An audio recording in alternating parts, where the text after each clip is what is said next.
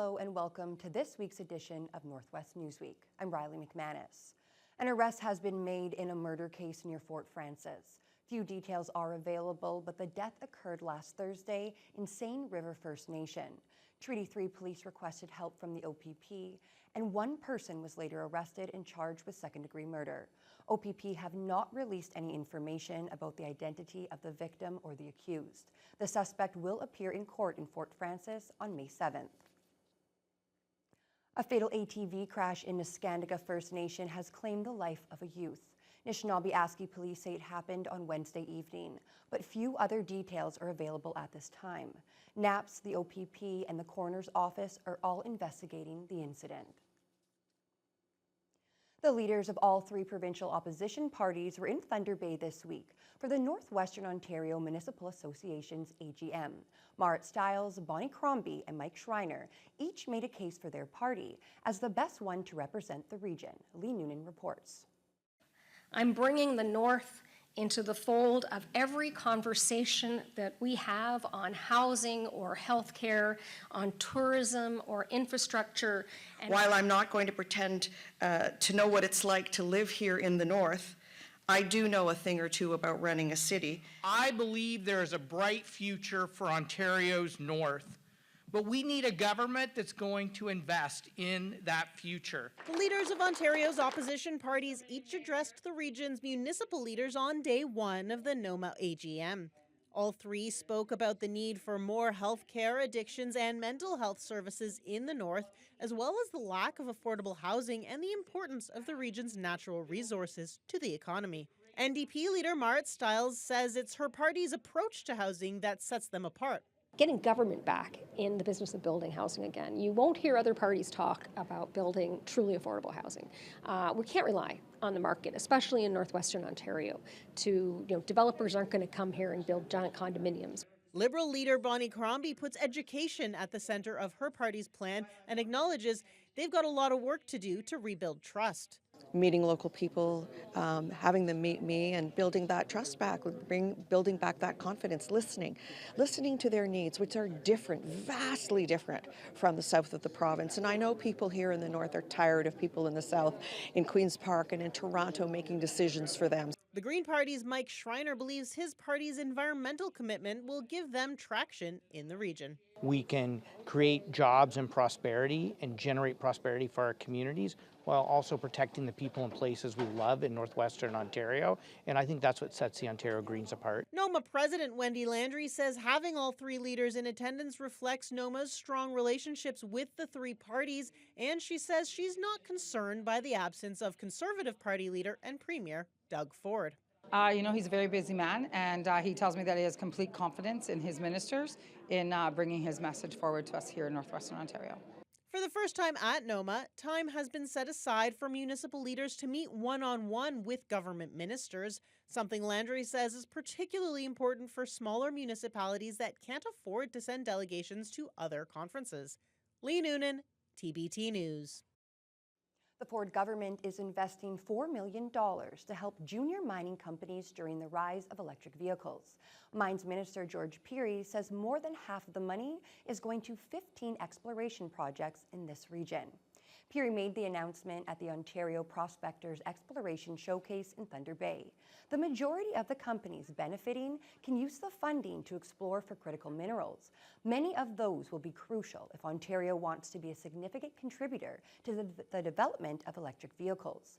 Peary says this funding will make sure the Northwest plays a significant role in a future that's greener for Ontario. As we change from an economy that's fossil fuel driven to one that's going to be battery driven, we have these minerals.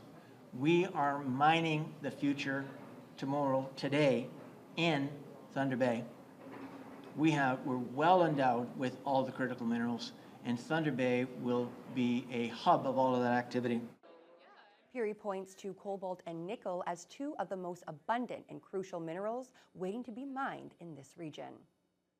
The Ontario's Prospectors Exploration Showcase was also open to the general public on Wednesday afternoon. The mining boom is expected to really hit the region over the next few years, and over 50 companies were on hand to talk about their projects or services. Josh Morano has the details. Explorers, prospectors, and contractors were given the opportunity to connect during the Ontario Prospectors Exploration Showcase's annual event. From small independent businesses to large conglomerates, the showcase gives everyone the opportunity to share in ideas and even collaborate on potential projects. Gary Clark is the director of the Ontario Prospectors Association. He says with the big rise in the mining industry, events like this are good for keeping that momentum going. It actually exposes everyone to what other companies and what other suppliers are out there. So you get an idea of where you're going and what's happening and what you can do in the area. You know, and there's a lot of people don't know what's happening in the backyard. One of those smaller companies was Great Bear Resources, founded by Rick Greenwood. In 2022, Greenwood and his company were purchased by Kinross Gold for $1.8 billion. The centerpiece of the deal, the Great Bear Project, which features one of the largest gold deposits in the region right along Highway 105 between Red Lake and Ear Falls. The Northwest Ontario Prospectors Association, OPA, very supportive of all the junior explorers, right? So even though we're with a big company right now, at one point in time we were a very small company, Great Bear Resources. We were able to successfully get the government grant that Minister Peary was talking about the other day. So we were fortunate enough in 2018 to get that grant, and it really helped us, a catalyst for exploration for us. While the industry saw a dip in previous years, Northwestern Ontario is dubbed as the next mining powerhouse, and Clark sees it beginning to get traction again, bringing in more jobs and new resources. We're seeing a rejuvenation of what's happening in our industry, so it's good to see, and the event shows that, like everybody's keen to get back at it and get to see each other we haven't seen for a while. Josh Morano, TBT News. Ontario's Minister of Natural Resources shared an update on his government's forestry strategy on day 2 of the NOMA AGM in Thunder Bay. The discussion also included a presentation from the Nuclear Waste Management Organization. Lee Noonan has the details. Graydon Smith, Minister of Natural Resources and Forestry, presented his government's plan to stabilize the forestry industry to municipal leaders at the NOMA conference. A key pillar of that plan is to support new uses for forest products to diversify the market. Ups and downs, vacillations, booms and busts. We want to smooth that out, and we see an opportunity to smooth that out and create ongoing, lasting, and significant prosperity. Earlier in the day, he met with a delegation from Terrace Bay and the broader region about the mill closure there nearly 4 months ago. And we're thinking about those workers and families in Terrace Bay and all those communities that are impacted, further out as part of the forestry sector. So it continues to be job one for us to work very hard to find some people out there that are interested in that mill. Municipal leaders affected by the closure say they believe the province is doing what it can to get the mill reopened, but they're concerned by a lack of action from AV Burla, the company that owns the mill. Minister Smith is doing what he can to get the mill up and running. The mill has to start communicating with the government, and the government will assist them. The chips that our sawmill produces, there's no place to bring them now. We're looking at about 1,000 loads in Hornpain, around 1,600 loads sitting in White River right now. So we need to clean that up. And in the long-term effect, our mills are at production. We don't want them to reduce their production because they have no place to put the chips. The NWMO and the Township of Ignace gave an update on the project to build a deep geological repository for nuclear waste. A decision is expected this year on whether Ignace will be the chosen site. You cannot impose this on a community. They would not give an approval at the impact assessment stage without knowing that there was a social license for the community that it would affect most. And that is what we're doing now. That is why Ignace and Wabigoon Lake Ojibwe Nation have that first decision. Leaders in the region had a range of responses to the project. Some are supportive, others more concerned, but generally they agreed on the importance of being well informed. I don't think there's been enough communication and outreach with communities along the transportation route. I found it informative. There was things that I was not aware of, so the information is very important. The rest of the day was filled with sessions on a wide range of topics, from recruiting and retaining medical staff to the risks of cybercrime. Lee Noonan, TBT News. The Wasigan transmission line is now one step closer to putting shovels in the ground. Hydro One made the announcement at the NOMA conference saying the project has received key approval from the Ontario Energy Board. The OEB has determined that the $1.2 billion project to build around 360 kilometers of transmission line through the region is in the public's interest. As a result, the Wasigan project has been granted a leave to construct. That means only the approval of an environmental assessment is needed before the project can go ahead. We are currently working through the approval process and are having active conversations with the government, recognizing how critical this project is to the region. Pending this approval, we are prepared to start construction this fall.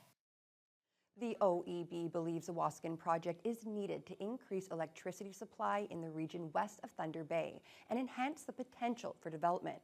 The agency also says there is no alternate route that is preferable. And we'll have more from the NOMA conference right after this short break.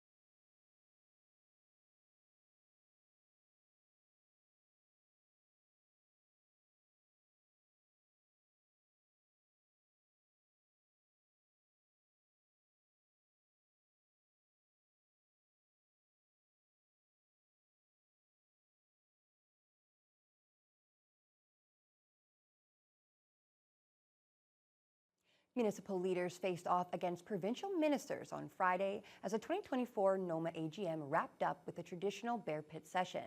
That's where mayors and councillors from across the region get the chance to grill members of the Ford cabinet. Lee Noonan was there. 7 government ministers took the stage to face the region's municipal leaders and wrap up this year's NOMA conference. Mayors and councillors from across the Northwest lined up for a chance to ask their questions, citing millions in economic impact from spending by international students. Janet Hager, Deputy Mayor of Red Lake, wants a pushback against the federal cap on international study permits, something the Minister of Universities and Colleges says she's already doing. This morning we had a presentation on workforce planning. And one of the points was, how can we retain the international students who are studying here?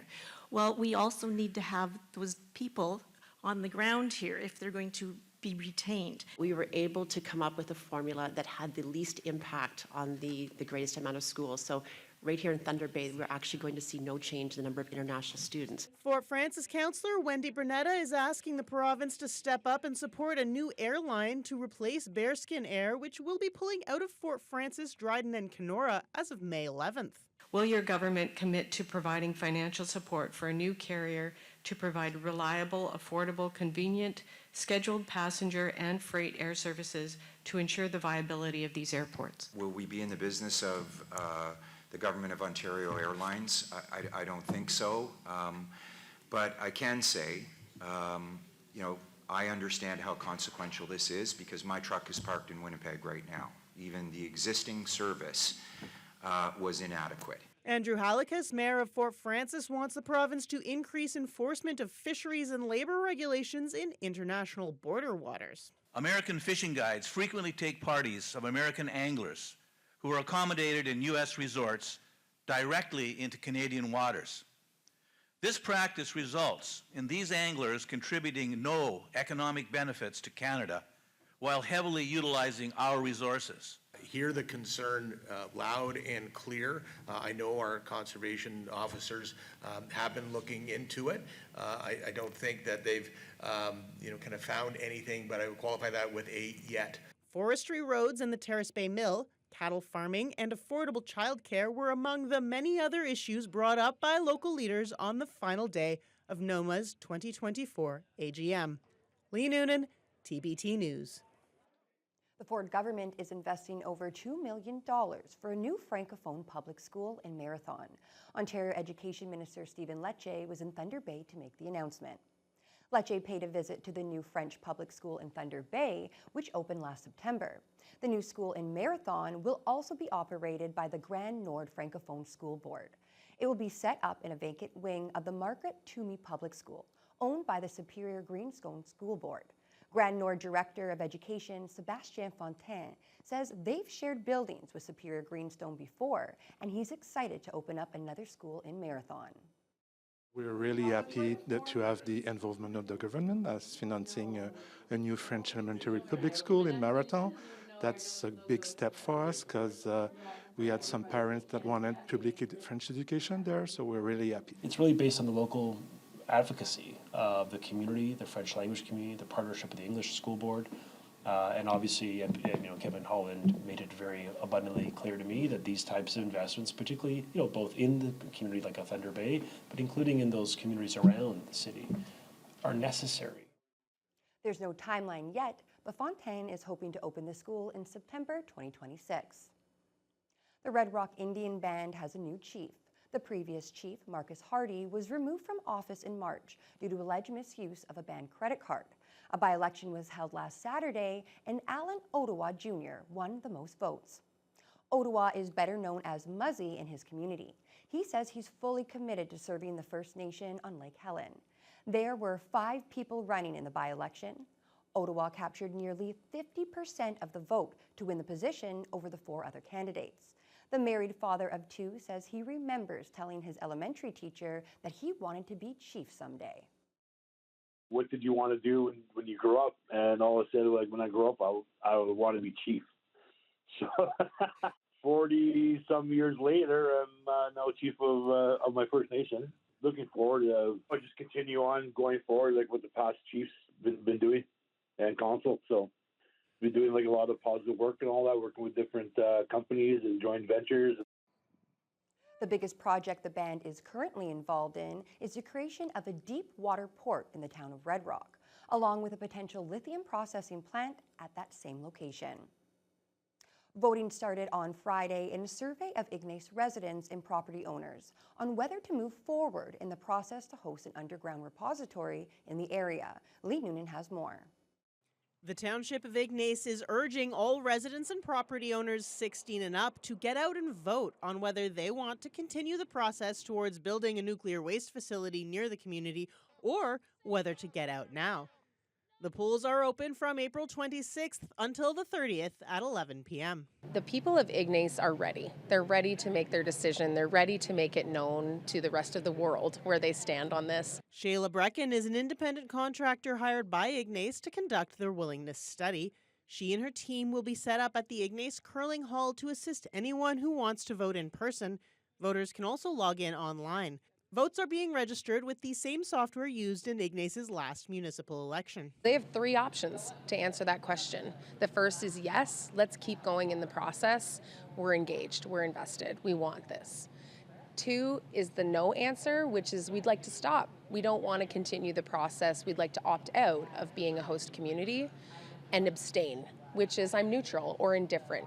Results of the willingness study are non-binding. Ultimately, the decision on whether to continue lies in the hands of Ignace Council, But Mayor Kim Bakery has said council's committed to honoring the study results, which will include both the vote and the results of interviews and focus groups held over the past several months. The process that we're engaged in here in Ignis is an example of deliberative democracy.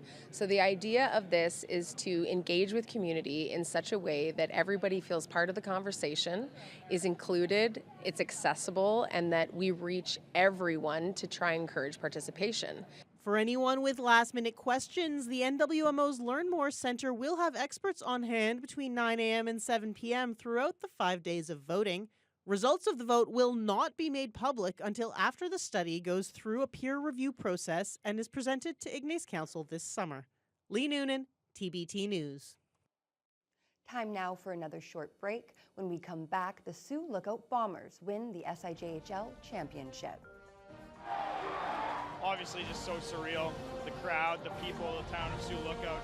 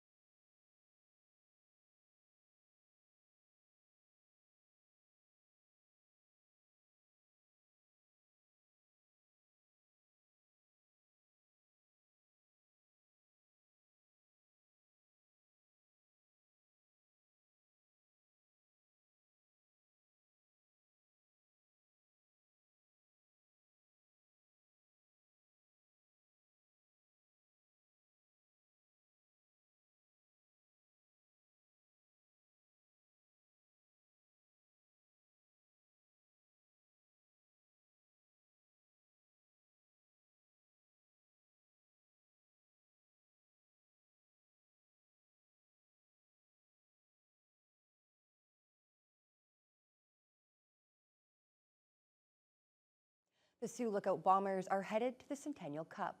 The second-year team managed to sweep the top-ranked Cam River Fighting Walleye to take the SIJHL Championship. Game 4 went to overtime last Sunday at the Sioux Lookout Memorial Arena. Jonathan Wilson was there and has this report. With the score tied 2-2 in the first overtime, it came down to a race for the puck, and Sioux Lookout's Jonah Smith made no mistake, and he got his chance to win it.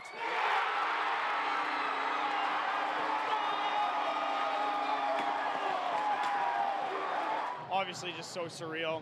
The crowd, the people, the town of Sioux Lookout, just amazing to get that done. And the team hopped the bench. Everybody loved it. The crowd, I couldn't hear anything. It was just so amazing. Very, very happy moment. That goal capped off a back-and-forth battle in Game 4 as the Cam River Fighting Walleye were looking to avoid the sweep. The Bombers opened the scoring in the second period on a goal by Alex Lucas. The Walleye answered back in the third period as Mateo Salvatore tied up the game on a nifty backhand, and then rookie Carter Podubny chipped one in a few minutes later to put Cam River in the lead. But the Bombers answered back on the power play with less than 7 minutes to go on a goal by Blake Burke. Bombers goalie Jack Osmond held the fort after that, making numerous saves in overtime and stopping 46 of 48 shots in the game. He was named MVP of the SIJHL playoffs. Going into the third period there, we said win a period, win a game. Didn't happen, but going into overtime, every Tuesday all year was battle day, and that's what we said. It's just another Tuesday, so might be a Sunday, but we got it done. Oh man, just solid effort from the guys. I mean, just commitment, right? Commitment to the little things and just what we talked about all year long, and kind of got rewarded for just sticking with it and staying committed. So that was awesome. The Bombers were presented with the newly redesigned Bill Salonen Cup, and the trophy managed to survive the epic celebration as defenseman Dave Van Bull took a tumble as he showed it off to the 800 fans who crammed into the Sioux-Lookout Arena. For the Walleye, it was an especially tough loss, being swept in 4 games after entering the finals on a 23-game winning streak. Captain Jeremy Dunmore, who's been injured for the past 2 months, spoke on behalf of the team. I mean, it's heartbreaking for us. We put in so much work over the year and early mornings, late nights, but I mean, good job Sioux-Lookout. They're a hell of a team, so I mean, it sucks, but we learn from it and move forward. The Bombers won the league title in only their 2nd year in the SIJHL, and they now move on to the Centennial Cup Junior A Championship, which gets underway May 9th in Oakville, Ontario. Jonathan Wilson, TBT Sports. A popular bargain store in Sioux-Lookout is finally back open, more than 2 years after a large portion of the building's roof collapsed. The Red Apple store on Front Street has been closed since March of 2022. The roof and ceiling gave way about 1 hour before the business was scheduled to close for the night. There were 4 employees and no customers inside the store at the time, and luckily no one was injured. The store's new manager, Peter Gittes, says the roof was completely replaced and many other parts of the store are brand new as well. The grand reopening was held on April 12th, and Gittes says their customers are very glad to have the Red Apple return. Well, we're absolutely ecstatic to be back serving the community of Sioux-Lookout. Red Apple was down for a short period of time due to some structural damage. When something like this happens, it's a hardship for the community. It's a real hardship, and I know that the Red Apple was missed tremendously. I've met a lot of people over the last week and a half, and I'm hearing extremely positive comments about the reopening of the Red Apple. And that will do it for this edition of Northwest Newsweek. Join us next time for more of the top stories from across the region.